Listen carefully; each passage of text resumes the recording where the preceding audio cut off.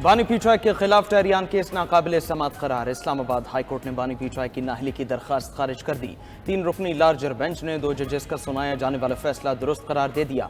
बानी पीठाई की तरफ से वकील नईम पंजोथा ने दलाइल में कहा, यह मामला पहले तय हो चुका है, फैसला वेबसाइट पर अपलोड भी हो चुका। फैसला वेबसाइट से हटाने के बाद प्रेस रिलीज के जरिए दोबारा बेंच बनाया गया। जस्टिस तारिक जहांगीरी ने रिमार्क्स दिए। बेंच के 2 मेंबर्स ने कहा, दरखास्त काबिल समात ही नहीं, खारिज की जाए। एक मेंबर के दस्तखत न होने की वजह से क्या फर्क पड़ेगा। चीफ जस्टिस आमिर फारूक ने खुद को बेंच से अलग कर लिया था।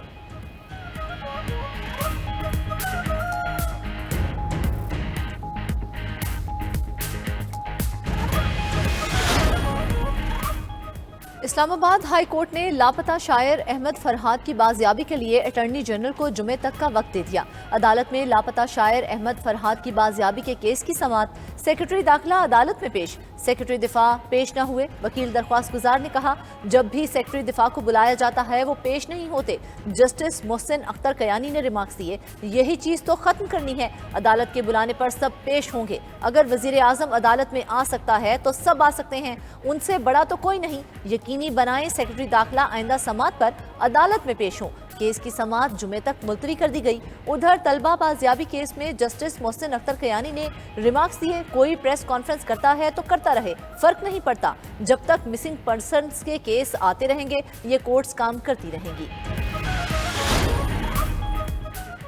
इस्लामाबाद हाई कोर्ट में साइफर केस में सजाओं के खिलाफ अपीलों पर समाअत अदालत ने स्पेशल प्रोसिक्यूटर को कल दलाइल मुकम्मल करने की हिदायत कर दी।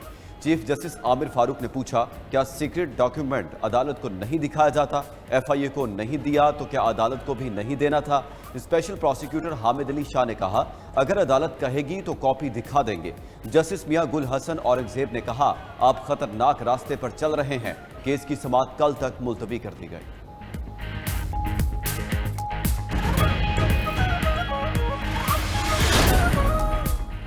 बानी पीठाई 1-1.5 महीने में रिहा हो जाएंगे। उनके खिलाफ दायर तमाम केसेस सियासी हैं। एक में जमानत हो चुकी, अब 2 केसेस रहते हैं। ये अदलिया का इम्तिहान है, वो क्या फैसले देती है। चेयरमैन पीठाई बैरिस्टर गौहर की अडियाला जेल के बाहर मीडिया से गुफ्तगू। कहा, बानी पीठाई ने कहा, शहबाज शरीफ की बात पर हैरत हुई कि कौम कुर्बानी दे। शहबाज शरीफ और आसिफ जरदारी अपनी मनी ट्रेल फराहम करें और कुर्बानी दें। पाकिस्तान तहरीक इंसाफ तक इज्जत के कानून की मुखालफत करती है। फॉर्म 47 की हुकूमत अब लोगों को जबान बंद करना चाहती है। पीठाई ने नैब तरामीम केस में लाइव स्ट्रीमिंग का मुतालबा भी कर दिया।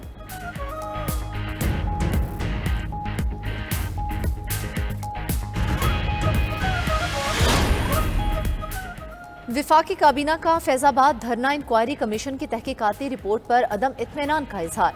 वज़ीर आज़म शहबाज शरीफ की ज़ेर सदारत विफाकी काबीना इजलास में रिपोर्ट पेश की गई। काबीना ने कहा, इंक्वायरी कमीशन ने अपने टर्म्स ऑफ रेफरेंस के मुताबिक काम नहीं किया। विफाकी काबीना ने इस हवाले से काबीना की एक खुसूसी कमेटी कायम करने की हिदायत की, जो इस सिलसिले में अपनी सिफारिशात पेश करेगी। काबीना को बताया गया, हुकूमत अब तक 931 टन का इमदादी सामान 6 हवाई और 2 बहरी जहाज़ों के जरिए फलस्तीन पहुंचा चुकी है।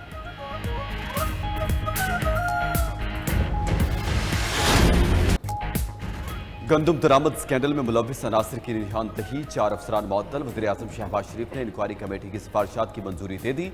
मुअत्तल अफसरान में साबिक DG plant protection AD Abid, food security commissioner 1 doctor Wasim, director Sohail और director food security Punjab Imtiaz Gopang शामिल। साबिक secretary national food security Mohammad Asif के खिलाफ बाज़ाब्ता कार्रवाई का आगाज। जिम्मेदार अफसरान पर नाकिस मनसूबाबंदी और गफलत बरतने का इल्जाम है। सरप्लस गंदम दरामद करने से मुल्क में गंदम की मार्केट क्रैश कर गई थी।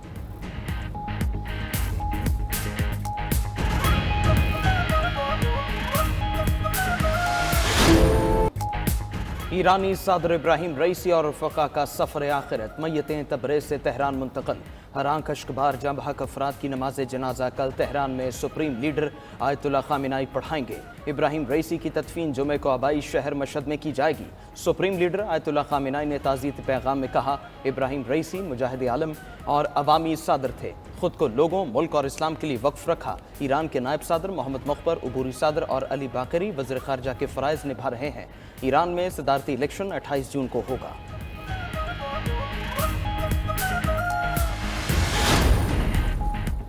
सेनेट इजलास में ईरानी सदर के जांबहक होने पर ताज़ियती करारदाद मंजूर। वजीर कानून आजम नज़ीर तारड़ ने कहा, ईरानी सदर का हादसा अलमनाक है। उधर विफाकी काबीना ने ईरानी सदर की शहादत पर ताज़ियती करारदाद मंजूर कर ली। वज़ीर आज़म शहबाज शरीफ का ईरानी सदर इब्राहिम रईसी के इंतकाल पर गहरे रंजो दुख का इजहार। शहबाज शरीफ ने कहा, पाकिस्तान ने अजीम दोस्त खो दिया। वज़ीर आज़म कल एक रोज़ा दौरे पर ईरान जाएंगे। चेयरमैन सेनेट यूसुफ रजा गिलानी का ईरानी सफारत खाने का दौरा, इजहार ताज़ियत किया। बोले, सदर इब्राहिम रईसी एक अजीम लीडर थे, उनकी आलमे इस्लाम के लिए खिदमात मशअल राह है। ईरानी सदर के इंतकाल पर पाकिस्तान में आज भी योम सोग, सरकारी और निजी इमारतों पर कौमी परचम सिरनगू। Chairman peoples party Bilawal Bhutto की कराची में ईरानी काउंसिल खाने आमद। ईरानी हेलीकॉप्टर हादसे पर इजहार ताज़ियत किया। वज़ीर आला सिंध मुराद अली शाह और आसफा भुट्टो जरदारी भी उनके साथ मौजूद थे। बिलावल भुट्टो ने कहा, सदर इब्राहिम रईसी और वज़ीर ख़ारजा हुसैन अमीरुल अब्दुल हयान और दीगर की नागहानी मौत पर इंतहाई अफसोस हुआ। बिलावल भुट्टो जरदारी, वज़ीर आला सिंध और आसफा भुट्टो जरदारी ने मेहमानों की किताब में ताज़ा तासुरात भी दर्ज किए।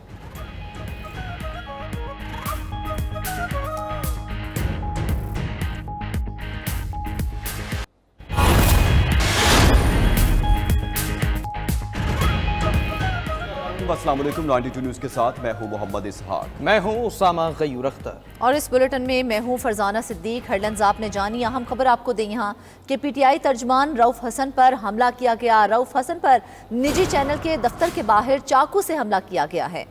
अपडेट करते चले अहम खबर से। पीटीआई के तर्जमान अहम लीडर रऊफ हसन पर नामालूम अफराद ने हमला किया है। निजी टीवी चैनल के बाहर रऊफ हसन मौजूद थे, जहां पर उन पर हमला किया गया और उसके बाद वो बिल्डिंग में दाखिल हो गए।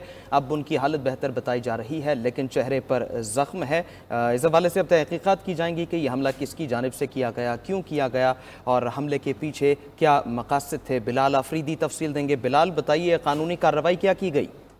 आज बिल्कुल पीटीआई के तर्जमान रऊफ हसन पर ये हमला किया गया है। निजी चैनल के बाहर तेजदार आले से उनके चेहरे पर ये हमला किया गया। नामालूम हम पुलिस का इस हवाले से अभी तक मौका नहीं आया। ठीक है बिलाल, साथ रहेगा। पीटीआई तर्जुमान रऊफ हसन पर नामालूम अफराद ने हमला किया है। पुलिस की जानिब से कार्रवाई का आगाज़ किया जा रहा है, लेकिन अब तक की इत्तलात ये हैं कि निजी चैनल के दफ्तर के बाहर चाकू से हमला किया गया था।